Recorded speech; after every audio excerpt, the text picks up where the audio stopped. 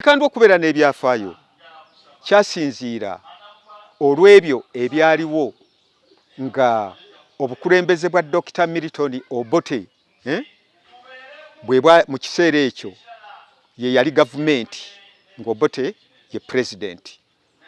Kati Kikandwa gyatya okubeera ku map oba mu likodi oba okwatiikirira n'atandika okwatiikirira nti ekikandwa eyo wali abayeekera, ekikandwa eyo eri abayeekera. Gavumenti eyaliko ebiseera ebyo yasitukiramu okujja okunoonya abayeekera abagambibwa nti gye bali ekikandwa. Mu butuufu twaliyo, ekyo tetukyegaana. Era abaaketta ekitundu ekituufu ng'abayeekera gye bali. Kati ennaku z'omwezi nga 9 omwezi gwa June 1981 olunaku lwali lwakubiri zigenda okuwera essaawa 2 ng'abantu 9 bamaze okuttibwa wano.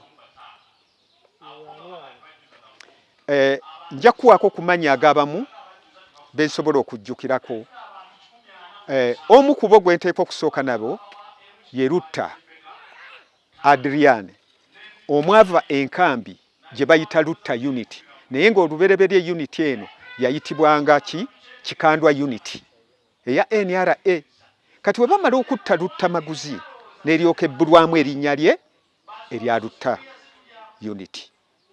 Kati abattibwa Lutamaguzi number 1, owokubiri Nkangirwa, owokusatu Sentongo, owokuna Dani Ntamukiza yali Bwessemuto yali muvubuka musomesa naye ne bamukwata ne bamutta. Kibuuka naye ne bamutta. Jita ne bamutta. Sebo wa Nyandemu ekiteredde ne bamutta. Gundi Dirisa yali makanika wa bugaali ekiteredde wagoli waggulu wanvuye naye ne bamutta. N'abalala abantu 9 abattibwa olunaku olwo nga balumbiddwa okunoonya abayeekera. Y'ensonga lwaki Kikandwa yayatiikirira mu byafaayo ye olw'abo abeewaayo ne bayiwa omusaayi gwabwe ku lw'ensi eno okuginunula.